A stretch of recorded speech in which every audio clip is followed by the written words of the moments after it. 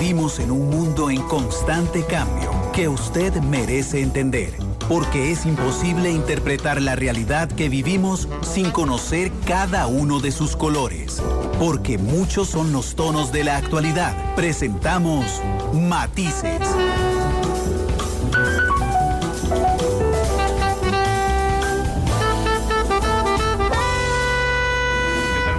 Bienvenidos a Matices, yo soy Randall Rivera y les agradezco muchísimo que me acompañen hoy, particularmente hoy que no estamos en horario habitual, estamos en un horario adelantado porque hoy Radio Monumental tiene transmisiones deportivas, hoy hay una intensa jornada de fútbol nacional, así es que eso adelantó nuestros horarios al mediodía, pero estamos transmitiendo en vivo, como siempre, así es que muchas gracias por estar con nosotros. Yo les recuerdo que estamos transmitiendo en vivo en Radio 93.5 FM, que estamos transmitiendo también a través del Facebook de Noticias Monumental. Así es que muchas gracias por vernos en Facebook. Esta noche pueden ver el programa en Canal 2 y también pueden todos los días, una hora después de terminar el programa, descargarlo o escucharlo en línea en los servicios de podcast que son Spotify, Google Podcast y Apple Podcast. Pueden además comunicarse conmigo a través del Facebook, como lo está haciendo Miguel Gamboa en este instante, que dice saludos Randall, saludos Miguel, que lo está haciendo a través del Facebook, o también lo puede hacer a través del WhatsApp de Monumental, que es 899-35935, 899-35935, y lo puede hacer también a través de Twitter o X. Ahora me llamo en Twitter Randall Rivera V, así es que ahí también pueden escribirme, yo estoy viendo los comentarios. Hoy vamos a hablar de un tema que a mí me gusta mucho, realmente. Yo creo que cuando logramos sumar esfuerzos, los seres humanos, desde diversas cosas, nos hace absolutamente diferentes que cualquier otra especie que haya pasado por la Tierra en toda la humanidad. Saludos a Fede Cruz, la directora Monumental, que también nos reporta sintonía. De hecho, antes de presentarles el programa de hoy, y bajo el riesgo de que yo a veces sea muy aburrido, quiero contarles una historia. Cuando los seres humanos aparecieron sobre la faz de la Tierra, el Homo sapiens, que somos nosotros, no éramos los únicos que habían sobre la faz de la Tierra. Durante muchos años se pensó que era un continuo evolutivo, digamos, y que los neandertales y el Australopithecus iba apareciendo el que sigue, y nosotros estábamos solos. Resulta que no. Nosotros compartimos el planeta con al menos 9 poblaciones diferentes de seres humanos. Los neandertales estaban al mismo tiempo de los Homo sapiens, los Australopithecus estaban al mismo tiempo. Entonces nosotros surgimos de África, empezamos a caminar hacia el norte, llegamos a Europa, y en Europa estaban los neandertales. Y entonces la gran pregunta histórica era, bueno, ¿y cómo le ganamos a los neandertales? Porque estamos nosotros y los neandertales no.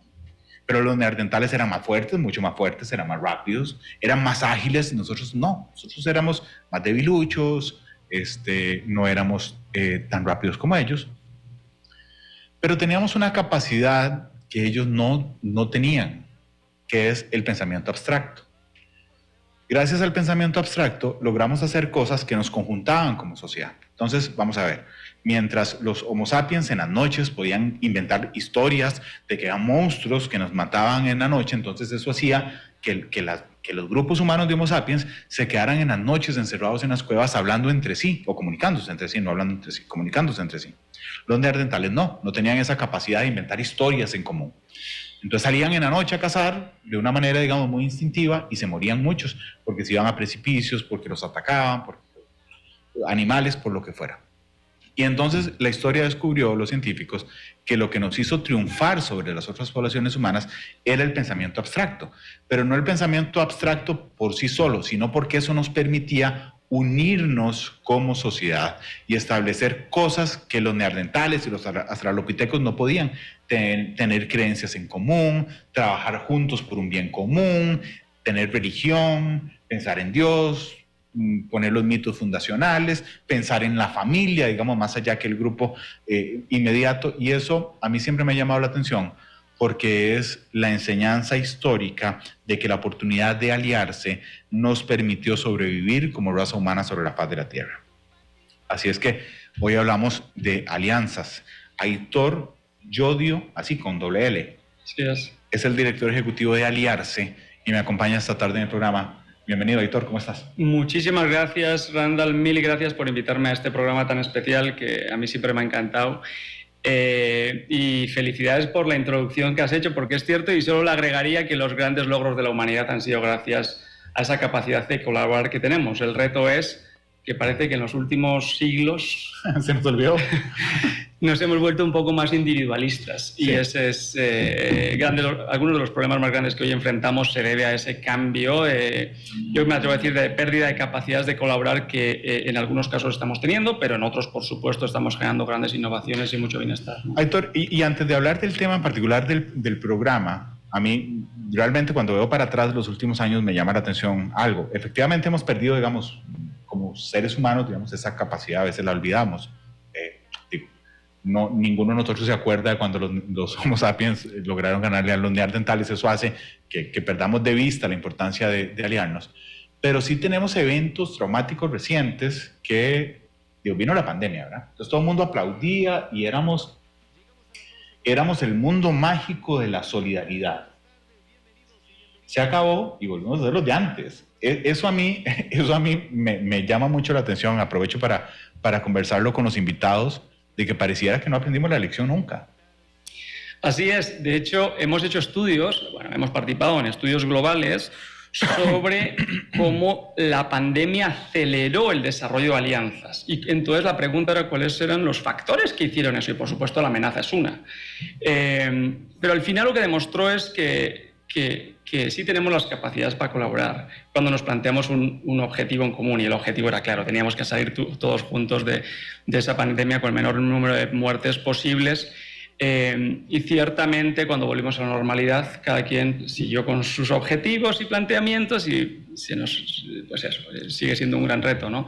Y creo que un elemento fundamental, por supuesto, es el de la confianza, ¿no? Es decir, había confianza que podíamos salir adelante, pero teníamos que colaborar y definitivamente hubo ejemplos excepcionales a nivel mundial donde organizaciones, empresas que compiten en el mercado hoy desarrollaron innovaciones conjuntamente y bueno, la idea es cómo podemos seguir potenciando esto y creo que pasa mucho por desarrollar habilidades que hemos ido perdiendo y podremos hablar a lo largo del programa cómo eso lo podemos incorporar, esas capacidades y habilidades humanas que tenemos que potenciar para que al final pues, podamos solucionar los grandes desafíos que tenemos como humanidad, claro, y que solo los vamos a desarrollar si lo hacemos de forma colaborativamente entre los diferentes sectores, ¿no? Pero te voy a poner un ejemplo. La semana pasada estuvo aquí en esta sala, en Matices, un destacadísimo médico nacional, se llama el doctor Marco Vinicio Bosa.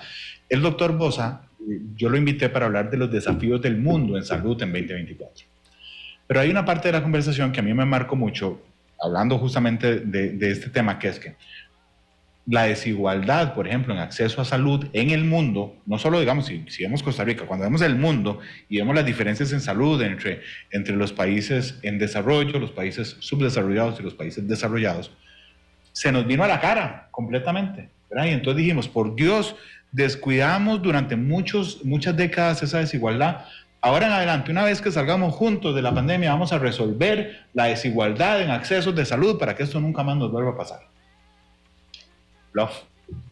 No pasó. Ese es uno de los temas, por ejemplo, la desigualdad en el planeta.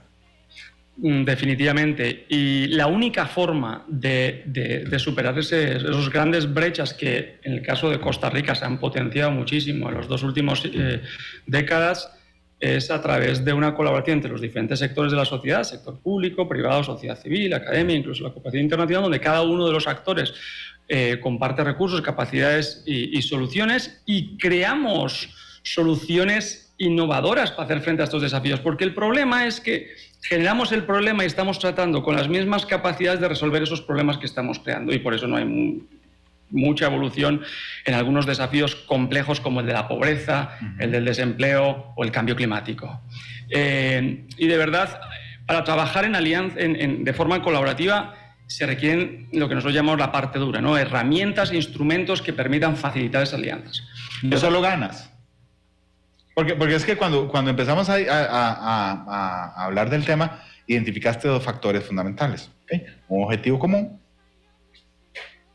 ganas o disposición. Disposición. No, pero me estás diciendo que no bastan estas dos. No. A ver, un elemento fundamental es el de la confianza. Okay. O sea, ¿usted se imagina esta sociedad si hubiera mucha más confianza? Los costos transaccionales de colaborar se reducirían al máximo y las soluciones emergerían de forma exagerada. Yo creo que el gran problema que hoy tiene la humanidad es que ha perdido un poco confianza entre las personas y las organizaciones, y eso hace que todo sea mucho más complejo.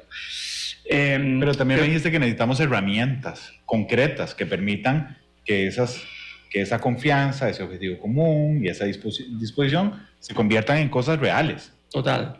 Y hay lo que nosotros llamamos herramientas blandas y herramientas duras. Y creo que en las herramientas duras, que es todo el conocimiento que hemos generado en los últimos 20, 30 años, las organizaciones que trabajamos en el tema de alianzas público-privadas y alianzas multisectoriales en el mundo, hemos podido extraer de las experiencias de colaboración, ¿no? Y que tienen que ver, pues hay un ciclo de vida para las alianzas. Es decir, en las alianzas hay que identificar cuál es el problema, hay que identificar quiénes son los actores que podrían estar interesados en desarrollar las alianzas, analizar sus capacidades y competencias, que pueden traer a la mesa, construir un objetivo común, y luego el plan y la inversión, monitoreo y evaluación, y esos son, digamos que, herramientas duras de la gestión de una alianza que permita lograr un objetivo común y encontrar una solución innovadora.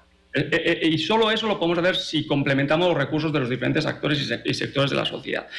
Pero creo que lo que está faltando es el elemento fundamental, que por cierto Aliarse está trabajando ya en ello, y que el viernes lanzaremos el primer centro de objetivos de desarrollo interior a nivel de América Latina, aquí en Costa Rica, invitando a un montón de organizaciones a que se unan a ello, y es que tenemos que desarrollar habilidades personales o de eso le llamamos de desarrollo y crecimiento interior o personales, que son fundamentales para poder colaborar y actuar de una forma que podamos resolver estos problemas. Y eso pasa por, a nivel interno, tener una mejor relación con uno mismo, conocernos mejor, lo que hoy llaman autoconocimiento, ser más compasivos, etc. Y luego, por supuesto, tenemos que tener también capacidades cognitivas para poder hacer análisis críticos y hacer propuestas innovadoras y luego, obviamente, facilitar la colaboración con otras organizaciones para actuar y llevar a escala soluciones estructurales, que eso es parte del problema que tenemos. Muchas de las soluciones que buscamos son cortoplacistas y sabemos que eso no da, y Costa Rica es un excelente ejemplo para ello. Sí, claro. De hecho, la mayoría de problemas que nos afectan son estructurales. Absolutamente. El desempleo, la pobreza, la desigualdad. Saludos, Álvaro Agüero, nos reporta sintonía a través del Facebook esta tarde, y ya hay gente que nos escribe en el WhatsApp 89-935-935, que nos pueden hacer el reporte de sintonía o consultas o comentarios del programa. Dice el 7494 a través de WhatsApp: los políticos costarricenses se han encargado de generar la brecha social donde unos poquitos tienen mucho y pocos casi nada. Gracias. Sí y no, porque digamos, al ser una cosa estructural, nosotros, vámonos 20 años atrás, ok, de ahí teníamos más desigualdad. Así que sí, digamos, no la han arreglado, está bien, comprado el argumento, pero ya existía esa desigualdad. O sea, hace 20 años nosotros no podemos autoengañarnos. El ser humano tiene una cosa que a mí también me llama mucho la atención, que es adornar el pasado. No, todo era bien. Y efectivamente teníamos muchas cosas como sociedad en Costa Rica, por ejemplo, que nos ayuda. Tenemos una clase media muy amplia, teníamos un acceso a educación muy igualitario, y eso generó, digamos, una igualdad en la práctica real, pero en el tema económico no necesariamente. Saludos al 2419, que dice: fuerte abrazo desde Finca Los Aristides. Esto es en Cacho Negro de Orquetas, en Sarapiquí. Saludos, que nos escuchan desde allá. Nos pueden seguir escribiendo al 89-935-935. Roger Rojas dice en Facebook: Randall, no podemos obviar que la afirmación científica de que la raza humana de una misma raíz, un único origen, la evolución sigue siendo solo teoría. Sí, indudablemente. Lo que pasa es que antes se pensó que era lineal. Por eso había una cosa que se llamaba ahí se me fue el nombre. Está el nexo, el eslabón perdido en el tema evolutivo. ¿Qué es Aliarse? La fundación. Sí, Aliarse es una organización no lucrativa, política, desarrollada en Costa Rica hace casi 17 años por un grupo de organizaciones públicas y privadas que estaban conscientes que los desafíos que enfrentaba Costa Rica no los podía resolver un sector por sí solo. O sea, no lo podía resolver el gobierno solo. Ni el sector privado ni el Estado. Y nosotros veníamos, las personas que impulsamos esto, veníamos, algunos de ellos, incluyéndome a mí, veníamos de acompañar a las empresas a hacer inversiones estratégicas en temas de desarrollo, lo que en aquel momento se llamaba responsabilidad social corporativa, hoy le llaman sostenibilidad, responsabilidad social empresarial, ¿no? Y sabíamos que si realmente querían tener un impacto tenían que estar mucho más alineados a los programas y las políticas de Estado. Y en aquel entonces, aunque Costa Rica es un país donde la colaboración pública-privada ha existido desde hace 200 años, ¿no? La electricidad llega a Costa Rica, llega a San José gracias a eso, el desarrollo del ferrocarril y otras muchas cosas, lo cierto es que en las últimas décadas esa colaboración había sido un poquito más compleja, ¿no? Yo creo que hay serios problemas ideológicos todavía en esta parte del mundo con la colaboración entre sectores y en particular con lo público-privado. Y bueno, conscientes entonces de que habría que colaborar más, crearon una plataforma que tomó forma de una fundación llamada Aliarse, que lo que busca es esto, generar conocimiento, investigar cómo se pueden hacer las alianzas y cómo podemos hacer alianzas con más efectividad e impacto estructural. Y cómo creamos capacidades para que las personas que no tengan esas capacidades o necesitan desarrollarlas, las puedan desarrollar. Hacemos asesorías en el desarrollo de alianzas, facilitamos alianzas, que es a través de las cuales podemos demostrar que trabajando en alianzas se tiene impacto, y cada vez más incidimos en políticas públicas para que las condiciones habilitantes de la colaboración público-privada sean más fáciles en el país. Entonces hay que trabajar a nivel de persona, a nivel de organización y por supuesto a nivel de sociedad. Pero las personas somos los que hacemos la diferencia, no hay alianzas sin grandes líderes. Sí. En parte lo que falta posiblemente son más liderazgos positivos en este sentido, tanto en el sector público como en el privado. Hiciste una afirmación que me llamó mucho la atención. Ideológicamente, ¿por qué lo vemos hoy en esta parte del mundo, realmente más que en la otra parte del mundo? ¿Por qué lo vemos como contradictorio, lo público y lo privado? Como dos caras de una moneda en la que vivimos todos los días. Bueno, yo creo que tiene unas razones históricas y políticas, ¿no? Claro, pero pesa mucho. Pesa demasiado, porque al final lo más gracioso, por no decir que es triste, porque es la realidad, es que todos buscamos lo mismo. Todos queremos más bienestar. Todos queremos una sociedad con niveles de pobreza mínimos. Todos queremos más oportunidades de educación y de salud. Y todos estamos invirtiendo para que eso se dé, pero no estamos articulando esas soluciones. Y esa es parte del problema. Yo creo que, yo siempre digo, yo nací en Mondragón. No sé si conoces el modelo Mondragón, pero es uno de los modelos más exitosos de cooperación, o modelo cooperativo más exitoso del mundo. Y es exitoso porque las cooperativas cooperan entre sí. Entonces, mi familia y todos mis amigos trabajan en una cooperativa donde son dueños de su desarrollo. Y pasó de ser, fue una gran idea innovadora de un padre, que empleó una escuelita y una empresita, y hoy es un grupo empresarial de 200 empresas en 85 países, dando de trabajo, representa el 5% del PIB del País Vasco. Y eso es con un modelo cooperativo que yo hice análisis si es que nacimos en un lugar donde había más sensibilidad al tema, y no, hubo una necesidad, era tan pobre, había tan pocas oportunidades que esa era la solución. Entonces el objetivo es muy importante. Claro, necesita los liderazgos y la solución para, obviamente, aunar todos esos esfuerzos y... Aitor, pero ve qué curioso. Hiciste el análisis, ¿verdad? Y dijiste, bueno, no, es que había desafíos y oportunidades entonces que lograban solucionarse ahí. Te puedo apostar que en América Latina hay una enorme cantidad de oportunidades, pero no. Vamos a ver, ¿qué nos podría hacer diferentes? Porque los problemas que enfrentaban en el País Vasco podrían en algunos casos multiplicarse por mucho en América Latina, pero no es suficiente. O sea, no, el desafío o el problema no es suficiente para hacer lo que ustedes hicieron. Yo creo que, y no quiero que me den el caso de Mondragón como ejemplo, porque me di cuenta en Costa Rica, que es el país más cooperativizado del mundo, de que venía de un lugar especial, no me había dado ni cuenta, ¿no? Pero yo creo que... o con la otra parte del mundo, donde se ve con menos reticencia. A mí me sorprende mucho. Yo luego me formé y trabajé muchos años en Inglaterra, ¿no? Y siempre me di cuenta, y bueno, y gracias al trabajo de Aliarse, pues hemos trabajado estos temas en otros países, continentes, y lo que nos hemos dado cuenta es que en los países desarrollados estos elementos están... No hay discusión al respecto. El modelo de desarrollo es multiactor. Trabajamos juntos porque lo que nos interesa es el objetivo, no quién y cómo lo hace. Yo creo que, y no lo he analizado seriamente a Randall, pero creo que el tema de la polarización que eso lleva a un nivel de desconfianza mayor, son desafíos muy grandes en América Latina. Sí. Y entonces nuestro trabajo como Aliarse, por ejemplo, es construir puentes contra esa polarización, ¿no? Y desarrollar oportunidades económicas. Y es decirle a todas las partes, ¡hey! ¿Se dieron cuenta que todos buscan lo mismo? Sí. Lo hago en todos los cursos y capacitaciones, ¿no? Pero nos cuesta. Al final, el día a día tenemos metas. La sociedad es muy graciosa porque todos al final somos parte de una sociedad, de un país, pero al final todos los objetivos se fragmentan en personas y organizaciones. Claro. Y ese vínculo, ahí hay un gap perdido entre el interés individual y de las organizaciones y el de la sociedad. Y creo que definitivamente tenemos que volver a hacer un viaje al interior, darnos cuenta de que somos parte de una gran sociedad y que solo juntos podremos hacer frente a esos desafíos. Claro. Y requerimos liderazgos individuales. Pero a mí me llama mucho la atención el trabajo de ustedes, porque efectivamente, vamos a ver, voy a poner una ilustración mucho más sencilla. Digamos que en un barrio, ¿ok? El vecino A no le habla al vecino B, ¿ok?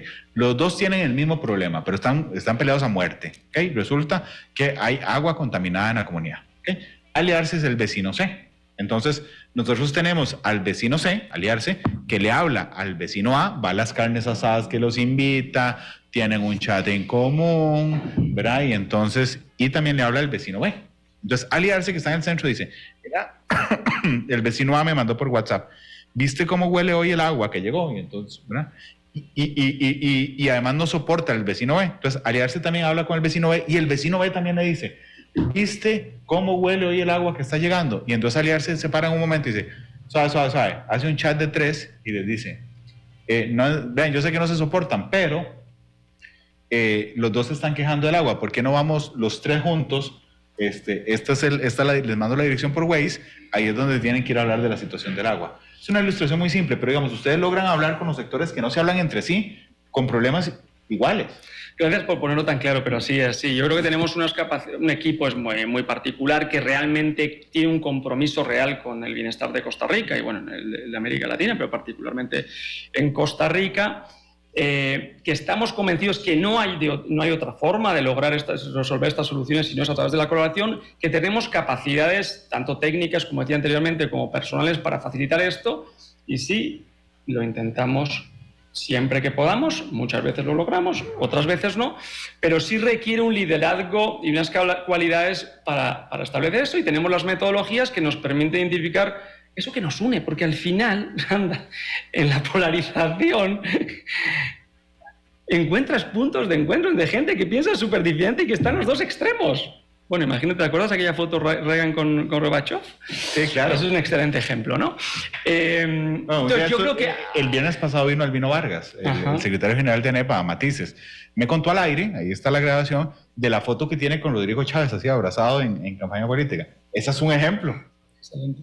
Es que es así, al final lo que tenemos que encontrar es eso que nos une, y nos unen muchas cosas, pero nos cuesta llegar a eso que nos une, porque estamos enfocados tal vez en lo que nos desune, y eso es parte del problema, ¿no? Yo creo que Costa Rica, usted ha hablado un poco de la historia pasada, ¿no? Y yo creo que es un ejemplo mundial y una referencia. Creo que el Tico nos da cuenta la marca Costa Rica qué significa, y en parte el ejemplo de Costa Rica, que ha hecho cosas únicas en el mundo, se da gracias a los liderazgos personales que hubo, gente estatista con una visión de Estado muy fuerte, que fue muy innovador en las propuestas que planteó, tan innovador que 50 años después algunos países desarrollados están tratando de copiarlo. Claro, pero realmente eso llama mucho la atención. Cuando nosotros vemos la construcción de la Costa Rica hoy, y la Costa Rica esa que añoraban ahora, digamos, de los 70s y 80s, bueno, 70s, 80s, de los 70s, es la construcción de liderazgos políticos que no se hablaban entre sí, peleados a muerte entre sí, y realmente la Costa Rica que hoy tenemos es la construcción de la suma de las ideas de esos dos líderes.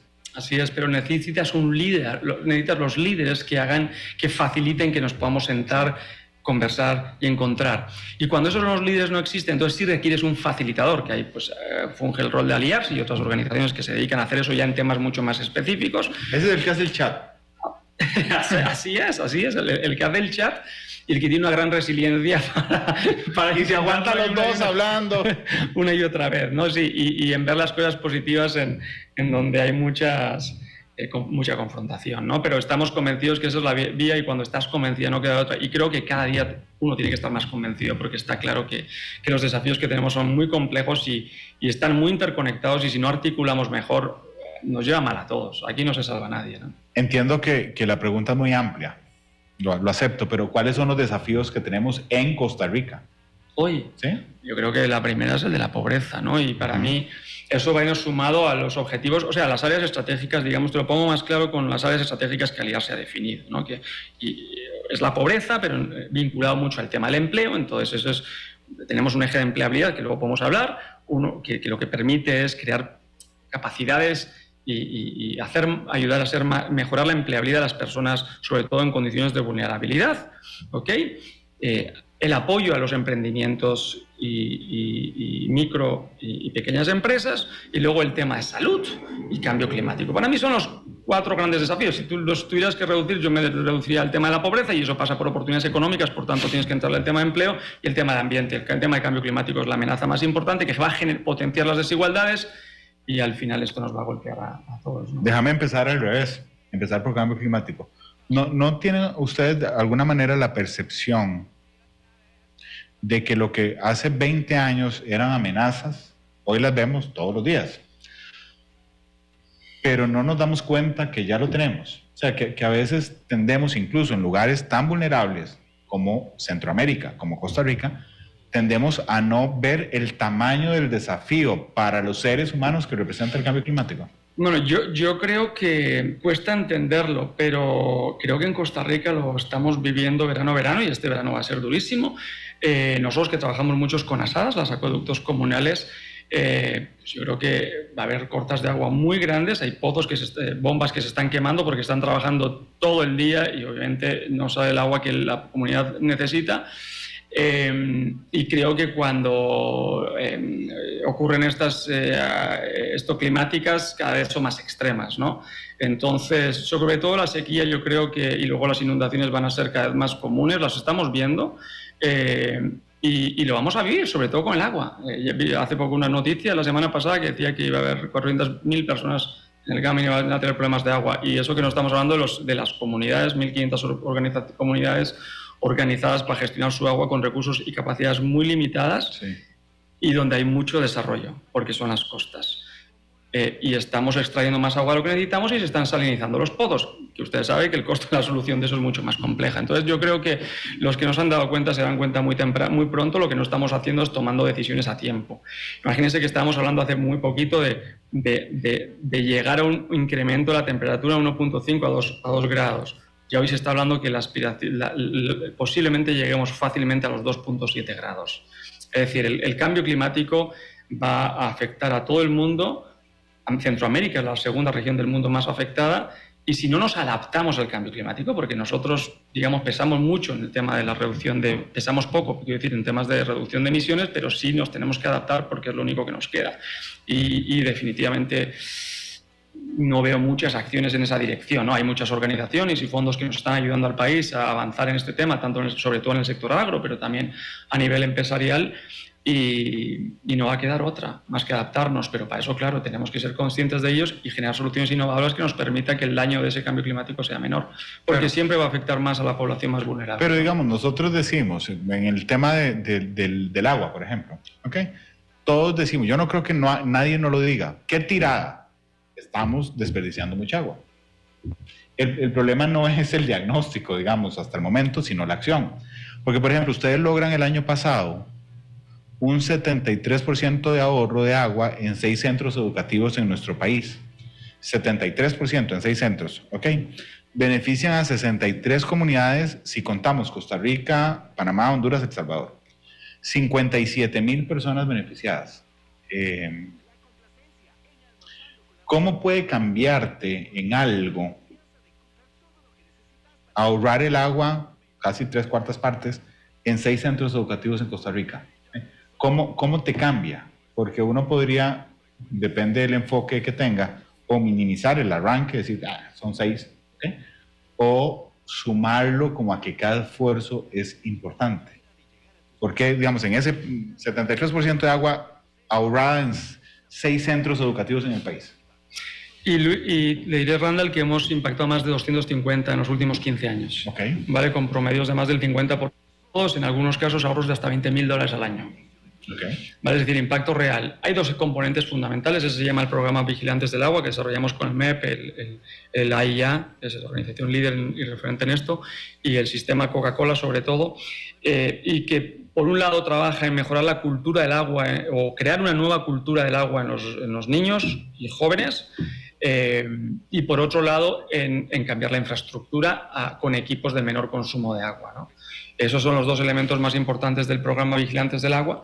Y a nivel de hogares, porque trabajamos mucho a nivel de acueductos comunales en Centroamérica, incluso algunos países de Sudamérica, pues hay en partes el problema de acceso al agua, entonces invertimos en mejorar el acceso al agua, siempre crear una cultura del agua y sobre todo en las comunidades que hoy no pagan, que no es el caso en Costa Rica, pero en otras regiones del mundo no se paga, que valoremos el agua, y eso pues requiere obviamente realizar un pago por el servicio público para poder mejorar la infraestructura y darle sostenibilidad al mismo. Con el tema del agua, personalmente creo que Costa Rica el agua es muy barata, y mientras no se mejoren un poco el tema de los costos, la sostenibilidad de los acueductos comunales cada vez va a ser menor. En el AIA lo puedes ver también, la capacidad de inversión es mínima respecto a lo que se requiere, y eso va a ser un gran desafío, ¿no? Incluso desde el Estado, porque vamos a ver, lo barato que es el agua en Costa Rica hace que muchos particulares perdamos de vista lo valioso que es el recurso,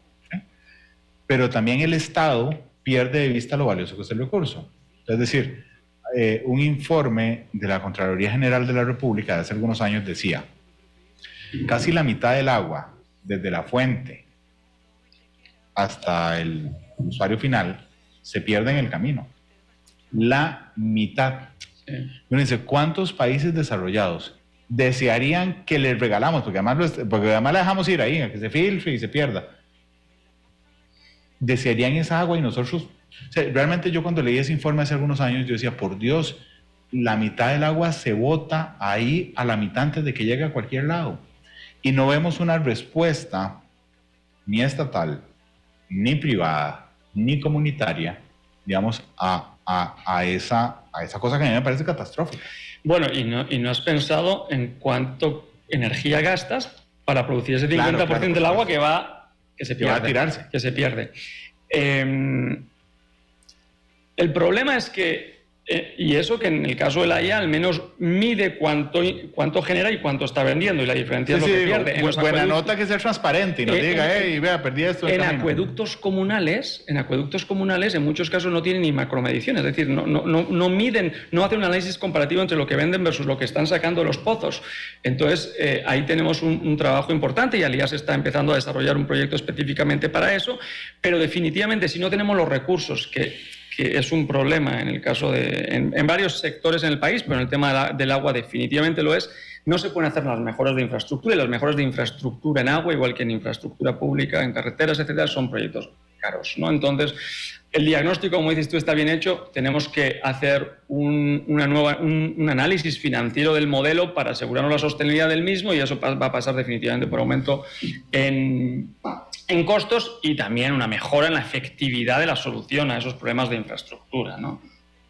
Eficiencia, yo diría, más que efectividad. Claro. Aitor, cuando nosotros vemos un divorcio propio de la actualidad, digamos, entre las fuentes de empleo y las personas desempleadas, porque, digamos, no se vale, creo yo, para ser transparentes nosotros mismos, decir que es que no hay trabajo. No, sí hay. El problema es que no hay trabajo para las personas desempleadas, que es diferente. Digamos, no hay un match entre lo que requiere el trabajo, lo que requiere, digamos, el mercado y las personas desempleadas.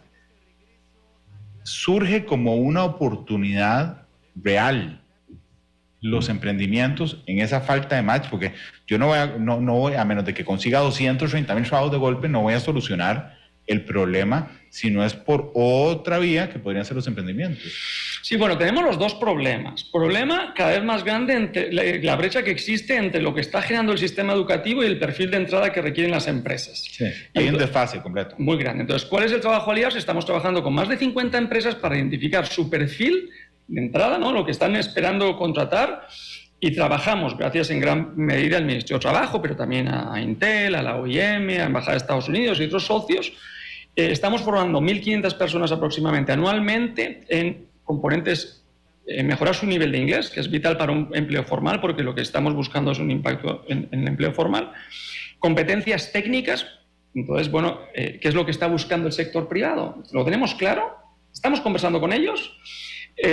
Y obviamente nosotros vamos identificando esas oportunidades y luego el tema de habilidades socioemocionales, que es lo que permite que cuando trabajas, que los profesionales, bueno, los chicos y chicas que salen de los colegios o las personas desempleadas puedan trabajar en equipo e integrarse a una empresa, ¿vale? Y en el caso de población vulnerable, como nosotros trabajamos, ayudarles a que puedan sostenerse en el tiempo en el programa. Y el impacto de nuestro programa es de un más del 50% de las personas que pasan por nuestro programa en el GAM es colocada y un 37% fuera de GAM. ¿Y por qué es menor fuera de GAM? Porque el perfil de entrada es mucho más bajo. Entonces, yo creo que, yo siempre lo he dicho, en el tema de empleo, es igual que en el tema del desarrollo de cadenas de valor agrícolas, son posiblemente las dos áreas donde más fácil es trabajar en Alianza, porque la necesidad de colaborar es demasiado clara.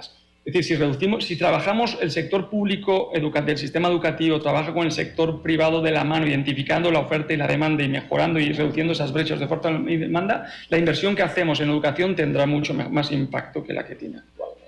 En el caso del programa de pymes, de Transfórmate, que estamos impactando a más de 2.500 pymes el año pasado, este año esperamos impactar a 3.200 pymes a través de nuestro programa de formación, lo que hacemos es trabajar con pymes que son parte de cadenas de valor de empresas, principalmente con esa lógica, por ejemplo, el Coca-Cola con sus restaurantes, pulperías, etcétera, o bancos como Mucap y Copeservidores, etcétera, que tienen clientes que requieren que mejoren sus perfiles de gestión empresarial, o HP, que es un socio muy importante que tiene una misión, pues, de reducir la brecha tecnológica en el país. Entonces, fortalecemos las capacidades de las pymes para que puedan ser mejor clientes de la empresa ancla, ¿no? Y que puedan sostenerse en el negocio y obviamente comercializar más para que generen más ingresos para la familia. Entonces, al final, el objetivo está claro, ¿cierto? El objetivo entre las instituciones públicas que buscan que las personas que son educadas tengan un empleo o que los emprendimientos vendan más, es de interés tanto público como privado. Y es donde Aliarse aparece, desarrolla los proyectos, facilita la articulación público-privada, canaliza los recursos y hace, pues, genera un impacto como el que estás viendo, que es a escala importante, ¿no? Saludos a Pedro Cerdas, que nos reporta sintonía a través de Facebook. Saludos al 3702, que dice: la desigualdad hay que atacarla dando oportunidades, pero no regalando. Es importante diferenciar la desigualdad según su causa: falta de oportunidades, falta de recursos. Hay que atacar la falta de capacidad de interés, de esfuerzo, voluntad. No todos buscan lo mismo, cada uno busca el beneficio suyo y el de su familia. Y más complicado todavía, no todos están dispuestos a poner lo mismo. Aitor, cuando ustedes hablan, por ejemplo, de venir a subir, digamos, el perfil de las personas para lograr hacer match con los empleos, que entiendo, digamos, que es una medida de urgencia necesaria, no deja de ser corregir algo que el Estado tiene que hacer diferente, ¿verdad? ¿Cómo trabajamos en las dos cosas? O sea, en decir, bueno, al desempleado hoy, yo ya no puedo volverlo al sistema educativo, arreglar el sistema educativo para hacer esos match, tengo que atenderlo de emergencia, lo capacito, le subo el perfil. ¿Okay? Pero ¿cómo arreglamos el problema original, que es el desfase, o qué aportes pueden hacer ustedes en arreglar el desfase que hay entre el sistema educativo y el perfil de contratación que buscan las empresas? Bueno, es un programa de empleo, un programa de formación que identifica esas necesidades y fortalece esos conocimientos y capacidades para responder a esas necesidades. Ahí arreglamos el problema hoy. Sí. Pero seguimos generando, o sea, ahí está dando vueltas lo que te tira ese problema. El sistema educativo. Sí. Claro, es muy complejo. Y no, lo que te quería decir es que tratamos de hacer eso, pero vemos que estamos perdiendo muchos jóvenes en segundo año de colegio y entonces hemos empezado a incorporar programas de matemáticas a nuestros programas, para que no dejen el colegio, porque ahí es donde están muchos perdiendo la fe y el interés en el colegio, para que podamos sostenerlos en el colegio. Entonces, yo creo que definitivamente el sistema educativo costarricense tiene oportunidades de mejoras significativas, pero te puedo decir que cuando vas a los países europeos también hay grandísimas brechas. Pero hoy lo que necesitamos es que los chicos y chicas no dejen el centro educativo, porque estamos hablando que el 50% de las personas están desertando los colegios y sabemos que hay una correlación directa entre el bienestar y los ingresos que tengan los jóvenes, o sea, los profesionales del futuro y su nivel educativo, sobre todo secundaria, que debería ser casi un must, ¿no? Entonces, parte de lo que hacemos nosotros es asegurarnos que los estudiantes continúan el programa, y eso, cuando trabajas con poblaciones vulnerables o vulnerabilizantes, requiere un acompañamiento específico muy particular, porque estás hablando de personas que viven en condiciones muy complejas, con muchas dificultades, ¿no? Y ese tipo de apoyo, que tiene costos extraordinarios, mucho mayores de lo normal, por supuesto que llevarlos a escala es complejo, requiere presupuestos muy importantes. Ciertamente el Ministerio de Educación Pública o el país ha planteado una inversión del 8%, pero claro, hay que reestructurar posiblemente muchísimas cosas para que podamos alinear esa oferta y la demanda, y sobre todo para tener claro cuál es el objetivo del sistema educativo, ¿no? Y asegurarnos que los jóvenes salen formados como personas, pero también como futuros profesionales, y creo que bueno, ahí por supuesto que hay muchas áreas de oportunidad en el sistema educativo en el país. Dice Miguel de Jesús: yo como emprendedor, fotógrafo, he sido testigo de aliarse. Sin duda es muchísimo todo lo aprendido, el horizonte más la propuesta de los profesionales, más que estos profesionales están llevando. Gracias a Miguel por compartir su experiencia con nosotros. Y ve qué complejo en el tema de educación. Ustedes identifican cuál es el elemento que hace que la gente se salga del colegio: matemática. Pero hoy por hoy, 2024... Entre otros, pero matemática claro. Es un tema que podemos resolver fácil. Claro, sí, pero sumémosle otro nuevo. La vida fácil. ¿Y cuando digo la vida fácil? Hay bandas, vamos a ver, yo voy a decirlo así de crudo, porque así de crudo es, así que me disculpan, pero digamos, antier mataron a 4 personas en un homicidio múltiple en Purral de Goicoechea. Los 4, según las primeras investigaciones, podrían haber sido parte de bandas criminales. Hoy, 2 días después, las familias están llorando a sus muertos, la comunidad está temerosa de lo que pasa ahí, pero las organizaciones criminales ya lo sustituyeron. Son desechables, realmente. ¿Okay? Pero le tienen un cuentazo a nuestros jóvenes de que esa vida es espectacular, ¿verdad? O sea, usted deja el cole, no importa, se sale, es parte de nosotros en la banda criminal, tiene plata para comprarse un celular, un par de cadenas, un carro bien feo, pero con muflas que hagan mucha bulla, y hizo la vida. Lo que no le dicen ahí es que usted solo tiene 2 salidas, y esas son fijas, incluso para los narcotraficantes más famosos del planeta: o la cárcel o la muerte. Entonces, no solo luchamos contra los problemas internos del sistema educativo, sino contra protagonistas externos que hoy tientan a nuestros muchachos. Bueno, yo creo que es muy complejo, definitivamente. Hay un elemento importante que yo mencioné antes, que son las habilidades y competencias personales, que al final son valores en los que tenemos que trabajar, y creo que este es un elemento importantísimo de seguir potenciando, como yo diría, como humanidad, no solo en Costa Rica, sino como una humanidad, ¿no? Para hacer frente a este tipo de desafíos. Y bueno, también tenemos que entender que muchas de las personas que caen en esos grupos vienen de comunidades y familias, pues, con unos contextos muy complejos. Y sí es cierto que también el joven, pues, es más cortoplacista de lo que nosotros pensábamos que éramos, por lo menos. Sí, seguro lo éramos, pero no lo veíamos tan claro. Exacto. El tema es que bueno, las soluciones, los problemas complejos son multidimensionales, requieren soluciones a diferentes niveles. En la Asamblea se están hablando de cosas muy importantes que ojalá avancen, pero por supuesto que requiere una solución integral que incluye el tema de valores, educación, oportunidades reales de trabajo a largo plazo, pero también un poquito más de control de los temas de seguridad que estamos viendo en el país, ¿no? Y respondiéndote, Randall, perdón, al tema que antes no te he respondido sobre la cantidad de empleos que se deben generar. A ver, por supuesto que hay que desarrollar una cultura de emprendimiento, ¿no? Pero no todo el mundo nace para ser emprendedor. No, ¿no? Ni es fácil. Pero sí se puede inculcar. Una cultura es, como se han inculcado en Estados Unidos, por ejemplo, está muy inculcada esa cultura. Se puede ir desarrollando esa cultura porque definitivamente empleo formal para todo el mundo no hay. Vamos a tener que inventarnos la mayoría de los empleos del futuro, ¿no?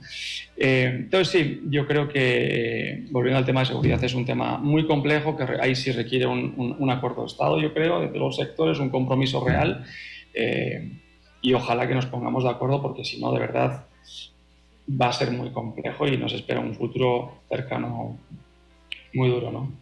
Son las 12:49. Voy a ir a la pausa comercial, es la única que vamos a hacer hoy en Matices.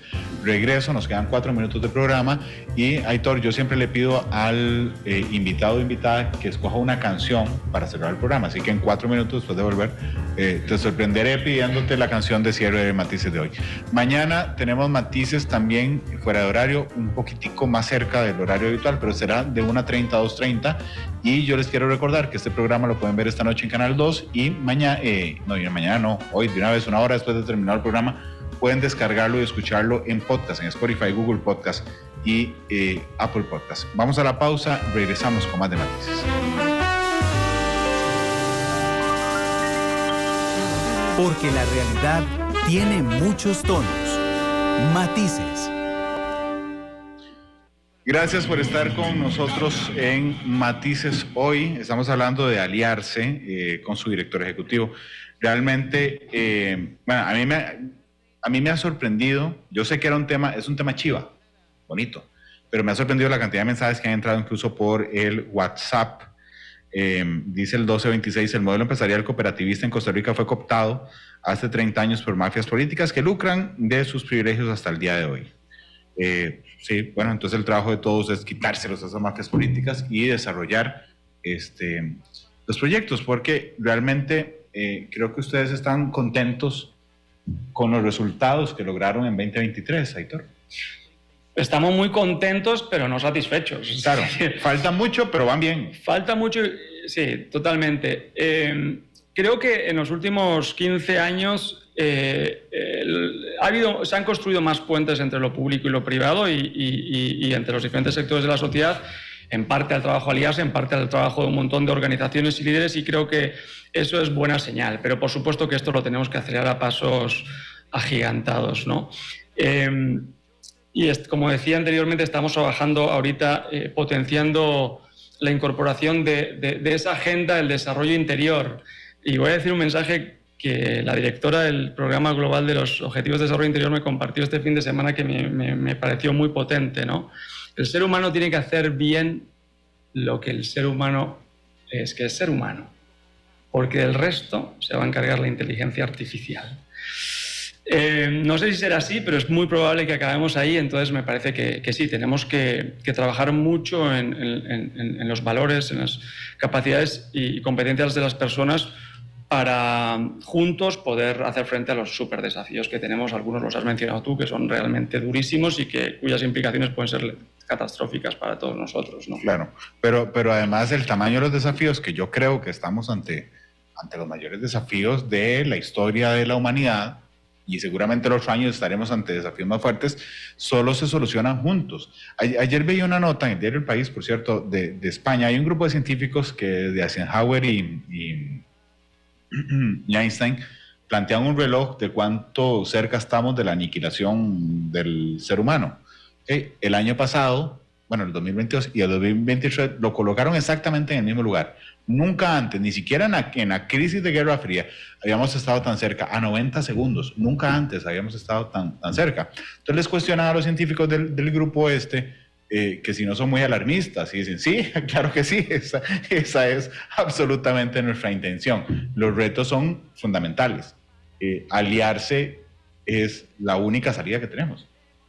Para nosotros no lo vemos de otra manera, definitivamente. Si no somos capaces de construir una visión conjunta y de complementar esas capacidades que los diferentes sectores y personas tenemos, complementarlos, compartir los recursos y sobre todo juntos innovar con soluciones muy diferentes a las que podemos generar individualmente, porque somos más limitados en términos de capacidades, va a ser muy difícil, ¿no? Entonces requerimos, yo me atrevo a decir, un modelo de Estado donde todos estamos claros que tenemos que trabajar juntos, porque al final todos estamos en el mismo barco y solo es un barco. Ojalá que en Costa Rica logremos esa visión de Estado, donde la participación de todos los actores y sectores colaborando en los temas estratégicos país de forma desinteresada la podamos lograr, ¿no? Porque eso es lo que realmente necesitamos y no hay muchas más alternativas. Héctor, muchas gracias por haberme acompañado hoy. Un placer, Randall, un gustazo, de verdad. Se nos hizo corto, ¿no? Sí, eso es una característica del programa, o sea, siempre se hace muy, muy corto, particularmente cuando uno la pasa bien con un tema de interés. Color y esperanza, de Diego Torres. Así es. Hay que vestirnos de esperanza muchas veces. Lo último que podemos perder. Será Diego Torres quien despedirá Matices hoy. Héctor, muchas gracias por estar con nosotros. ¿Verdad? Les recuerdo que mañana estaremos a la 1:30 de la tarde, media hora antes, a la 1:30 de la tarde, con Matices, que el programa lo pueden escuchar o descargar una hora después de terminado en podcast, y que esta noche nos vemos en Canal 2. Ya suena de fondo Diego Torres. Hasta luego, feliz tarde. Saludos a todos los radios.